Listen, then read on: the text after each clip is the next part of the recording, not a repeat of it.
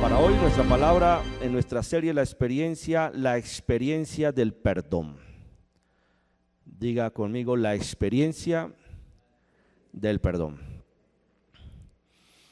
Uno de los elementos sustanciales que adorábamos hace unos minutos en nuestra fe, experimentar de manera genuina el perdón de Dios, el perdón que Él nos dio en la cruz a través de su sacrificio salvífico.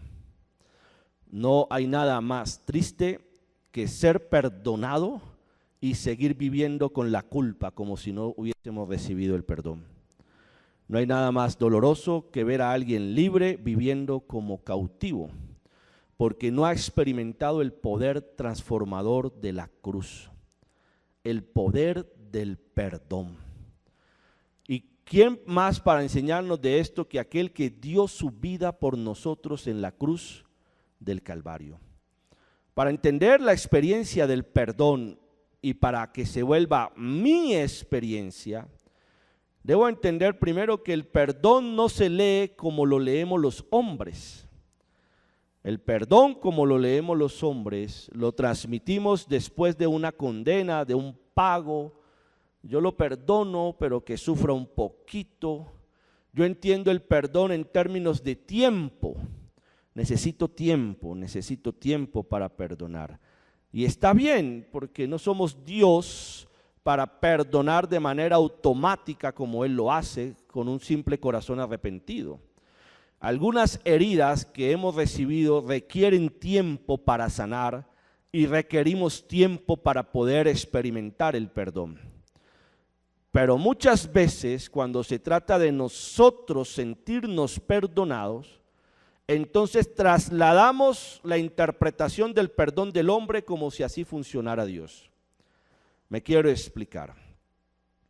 El perdón que el Señor nos da es automático cuando hay un corazón arrepentido.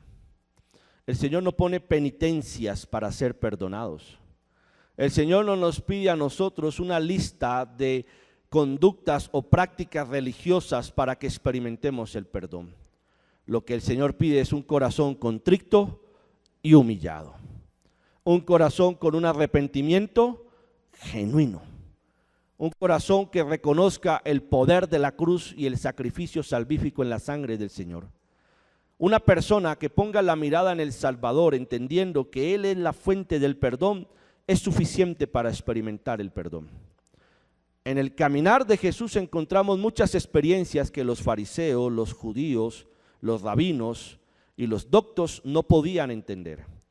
Por ejemplo, ¿cómo se explica que el Señor decida entrar a Samaria para encontrarse con una mujer que claramente estaba en condición de pecado? ¿Cómo se explica cuando los judíos no caminaban por tierra de samaritanos porque los judíos menospreciaban a los samaritanos por razones religiosas y argumentos sociales? Así que el Señor Jesús dice: yo voy a entrar a Samaria, tengo un encuentro con alguien. Aquí encuentra usted la esencia del perdón. Porque el perdón del Señor nace primero en Él. Para nosotros los hombres, el perdón se otorga si me lo piden. Si me pide perdón la persona que me ofendió, y tal vez lo perdono. Pero el perdón desde la perspectiva de Cristo no consiste en que nosotros lo buscamos para pedirle perdón a Él. Consiste en que Él nos busca a pesar de ser Él el ofendido y el agredido. Por eso muchas personas no pueden ser sanas. Algunas enfermedades del corazón, del alma, del cuerpo, radican en que no han entendido el poder del perdón. No han entendido el poder del perdón. Si alguien me agrede, lo que yo espero es que me busque para perdonarle. Pero Jesús no esperó a que la samaritana saliera al encuentro en el pozo de Jacob. Fue Jesús quien caminó al pozo de Jacob y esperó a la samaritana para expresarle el perdón.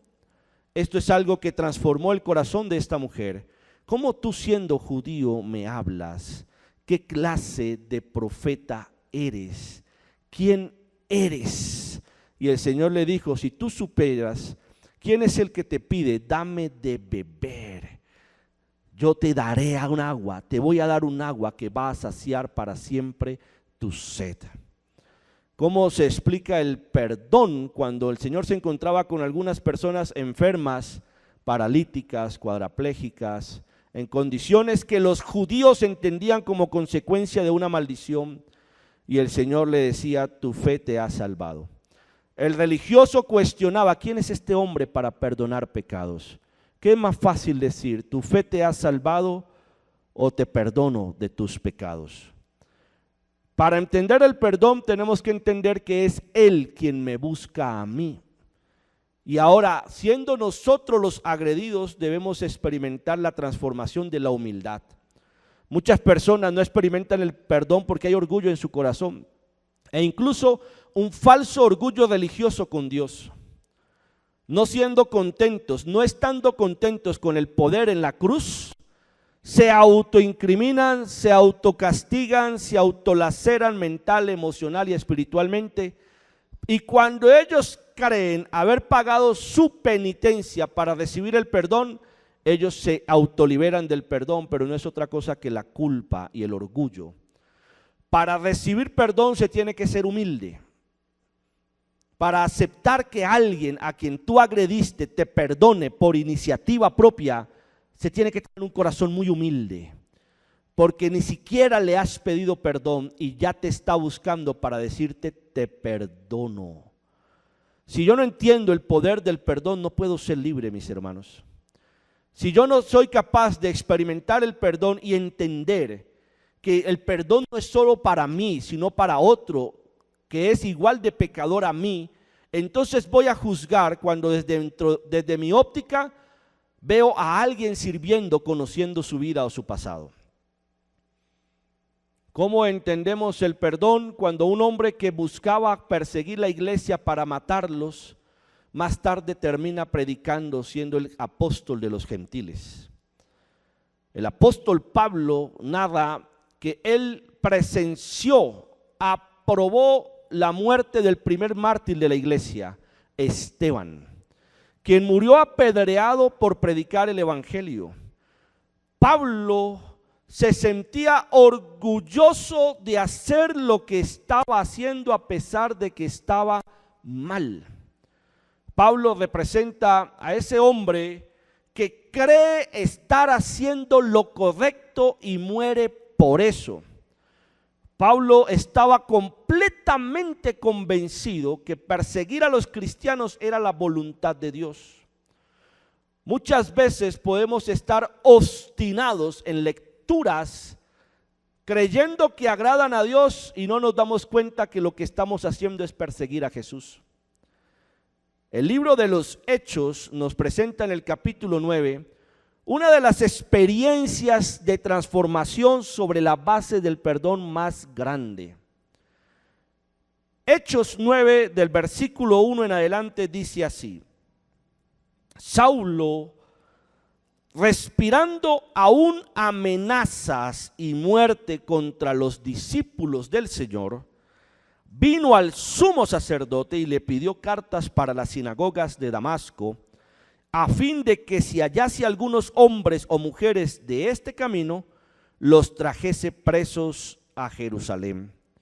Mas yendo por el camino aconteció que al llegar cerca de Damasco, repentinamente le rodeó un resplandor de luz del cielo, y cayendo en tierra oyó una voz que le decía: Saulo, Saulo, ¿por qué me persigues? Pablo se declara fariseo de fariseos. Pablo se declara estricto cumplidor de la ley, y 613 leyes cumplía según Pablo. Pablo se declara de los fariseos el mejor, de los judíos el más puro, el más docto. Pero en este encuentro con Jesús, seguramente Pablo después recuerda las palabras de Jesús cuando les dijo: sepulcros blanqueados, por fuera se ven muy bonitos, pero por dentro solo hay pudredumbre y muerte.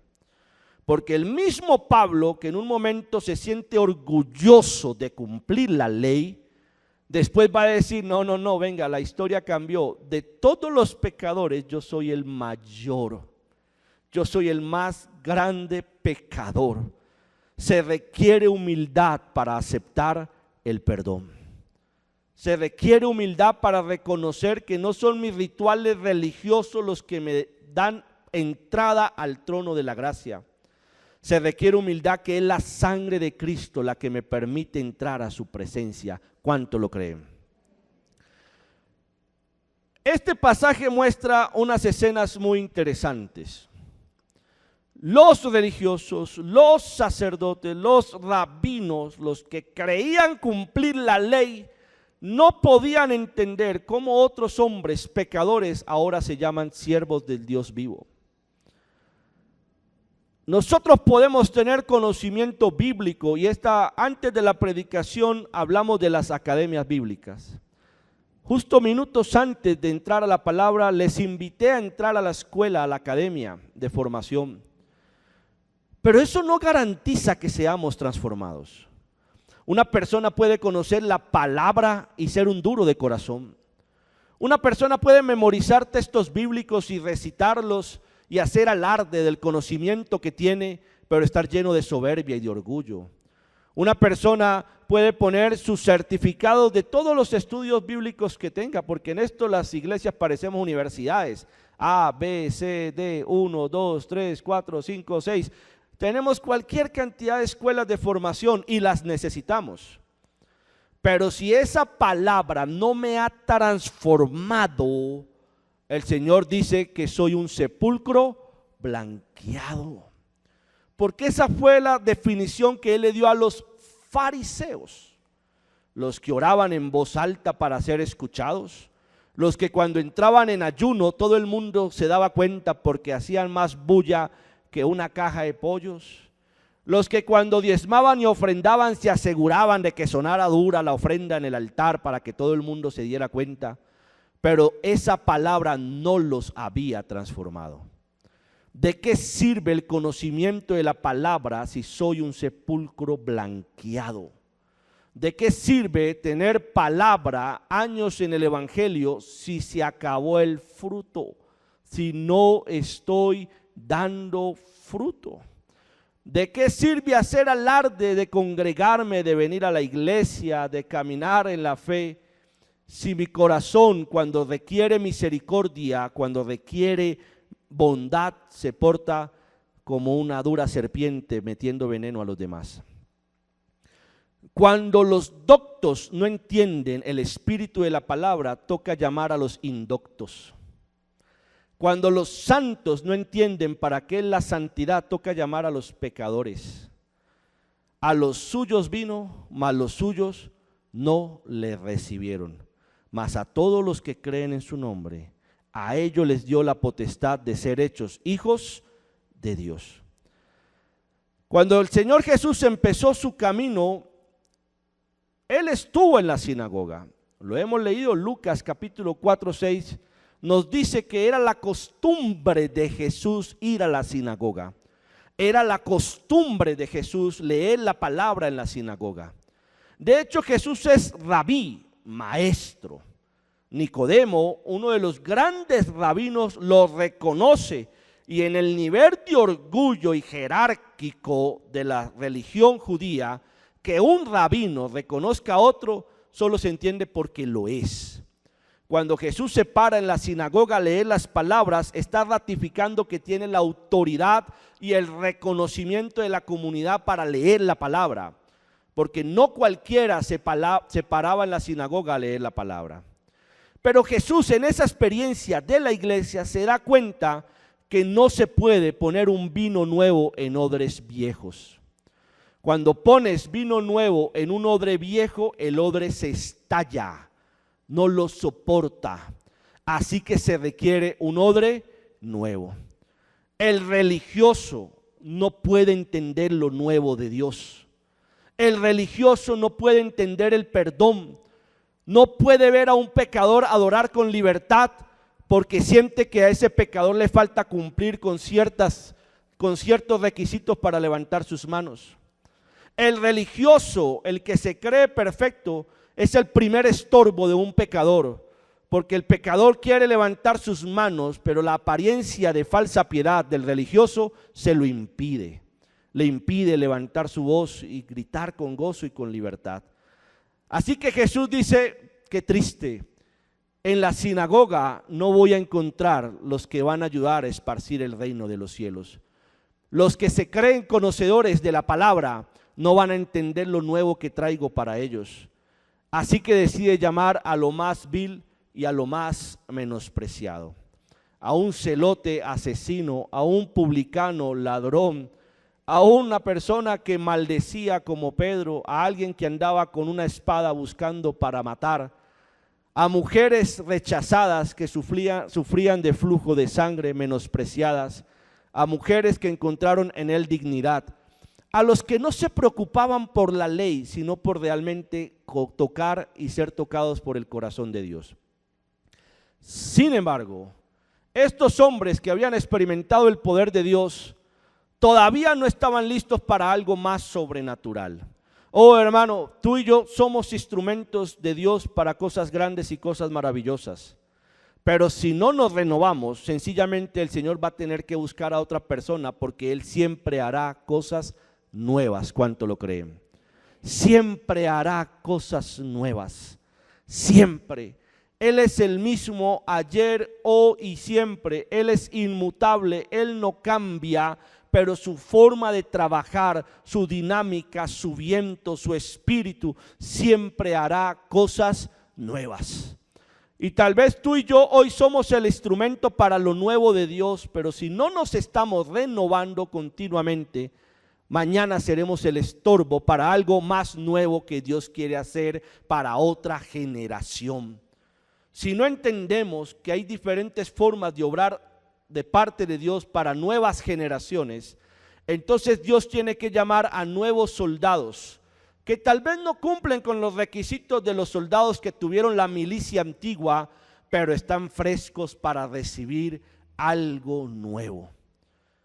Este es el caso de los apóstoles, que siendo el instrumento de Dios para lo nuevo, no entendían que el Espíritu se derramara sobre los gentiles.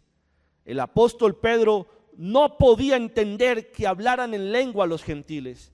El apóstol Pedro no podía entender que el mensaje del reino no solamente era para los judíos, sino que ahora apareciera un Pablo para decir, no me avergüenzo del evangelio, porque es poder de Dios para salvación a todo aquel que en él cree. Primeramente al judío, pero después a los helenos, a los griegos. Cuando Pablo dice a los griegos, Pedro dice, no, esto no es para los griegos, esto es para nosotros solamente los judíos. Así que el Señor tiene que entender, tocó llamar un nuevo soldado. Llegó la hora de llamar a alguien que entienda lo nuevo, y aparece Pablo en el escenario, Hechos capítulo 9. Un asesino, un sepulcro blanqueado, un orgulloso, un soberbio, una persona que maquinaba para irse en contra de los cristianos. Oh, amados, que el Espíritu de Dios nos exhorte. No seamos nosotros los Pablos que no entendemos lo que Dios quiere hacer con los nuevos, y no seamos nosotros los que los perseguimos para acabar su alabanza, su testimonio, su gozo, su alegría. El Señor decide llamar a Pablo, y lo primero que le muestra a Pablo es perdón. Si uno lee otra versión, dice que Pablo tenía furia, tenía rabia contra los cristianos. Yo no sé cuál es el pasado suyo, y mejor si no lo sepo, porque así me siento, no lo sepo de saber. Y mejor si no lo sé, porque así me siento con libertad para predicar la palabra de Dios. Y si yo conozco algo de su vida, nunca piense que voy a usar el púlpito para exponer su vida privada. Otra cosa es que Dios hable, exhorte, y a usted le incomode la exhortación de parte de Dios. Usted debe saber cuándo es el Espíritu de Dios el que está hablando. El Señor pudo aparecerse a Pablo para cortarlo de una vez. El Señor pudo aparecerse a Pablo para quitar el dolor de cabeza que se estaba convirtiendo para los judíos, para los cristianos. Pero el Señor decide mostrarle perdón para luego usarlo. Cualquiera que sea su pasado, si el Señor lo quiere usar a usted, lo va a usar y punto. Yo no sé qué esconda usted en su historia, no sé qué hay, porque en las redes sociales solo se sube lo bonito, lo maquillado, en otras palabras, lo que está lejos de la verdad. Todo lo que se sube a las redes sociales está manipulado. Los jóvenes que les gusta subir redes sociales, para subir una foto se han tomado 30 y 40 fotos y escogen la mejor de las 30 y 40 fotos. Y esa que suben, la suben con filtros, maquillada, falsa apariencia de piedad, sepulcro blanqueados. Eliminen esta mujer.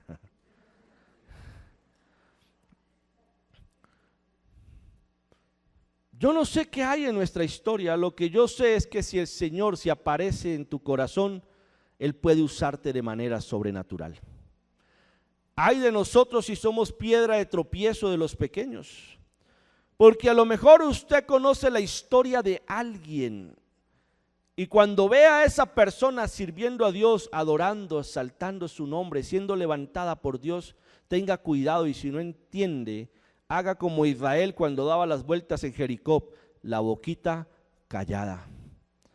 Una de las razones por las cuales Dios le dio la orden a Josué para derribar las murallas de Jericó, que cerraran la boca, es porque a veces el que abre la boca daña lo que Dios quiere hacer. Vamos a tumbar las murallas, pero necesito que hagan algo, chicos. Van a dar las vuelticas calladitos. ¿Qué sentido tiene hacer la guerra en silencio? Usted cierre la boca y obedezca. Yo voy a obrar y voy a tumbar las murallas. A veces abrimos la boca y dañamos lo que Dios está haciendo en otra persona. Este es un pueblo. Aquí no es difícil conocernos. Aquí no es difícil cruzarnos con personas en la calle, en el templo. Aquí no es difícil encontrarnos con personas que han trabajado en instituciones del gobierno, quien les habla es profesor que atiende muchas personas. Sin embargo, conocer nuestra historia, nuestras debilidades no nos da autoridad para dudar de lo que Dios puede hacer con esa persona. Si usted está viendo en este momento a alguien que está siendo usado por Dios, que Dios quiere levantar y usted conoce su pasado, solo dele gloria a Dios y dígale: Señor, ¿yo acaso soy menos pecador que Él? Si yo no quiero dejarme usar, Señor, pues úsalo a Él. Si tú no quieres ser instrumento de Dios, Dios va a usar otro. La obra no se va a detener solo porque tú no quieras. Esta iglesia existía antes de que yo llegara a Cota y si un día me voy, la iglesia va a seguir, la iglesia no se va a acabar, porque la iglesia es del Señor y las puertas del Hades no prevalecerán contra ella. Si usted es esa persona cual Pablo, que tal vez tiene un pasado bien complicado y ahora el Dios de los cielos lo está llamando para servirle, entonces tenga humildad y acepte el perdón de Dios. Déjese perdonar. ¿Acaso usted puede engañar a Dios? ¿Acaso Dios no conoce algo de mi vida? ¿Acaso hay algo que yo pueda haberle tapado a Dios en mi historia? En mis 44 años, ¿habrá algo un día que yo haya logrado hacer algo a escondidas de parte de Dios? ¿Será que a lo mejor logré borrar de la memoria del Señor algo que yo hice que era digno de vergüenza y de castigo? Y aún así me llamó para servirle. Me llamó para predicar su palabra. No soy mejor que ustedes. Gracias a Dios, usted tampoco es mejor que yo. Todos podemos servirle a Dios, pero tenemos que entender el poder del perdón. Pablo tuvo que entender el perdón. Un orgulloso entender que ha sido perdonado. Un orgulloso aceptar que estaba equivocado. Un fariseo tener que reconocer que lo que pensaba que hacía para Dios no era correcto. Vaya que sí tuvo que tener un trato Dios especial con el apóstol Pablo. Pero si ese Pablo no acepta con humildad el perdón, si ese Pablo no se deja usar por Dios, el evangelio no se había predicado a los gentiles, porque los discípulos se habían quedado en Jerusalén. Los discípulos no querían salir de Jerusalén porque no entendían que el reino era para toda lengua, para toda tierra. El perdón es la antesala de un gran ministerio. El perdón es la antesala de una etapa hermosa en el hogar.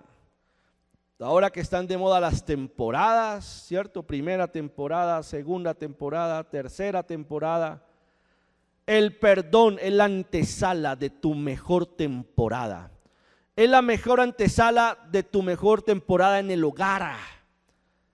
Si en nuestra casa entendemos el poder del perdón y decidimos otorgar perdón al que me ofendió, hermano, usted está a las puertas de algo grande que tiene Dios para su vida.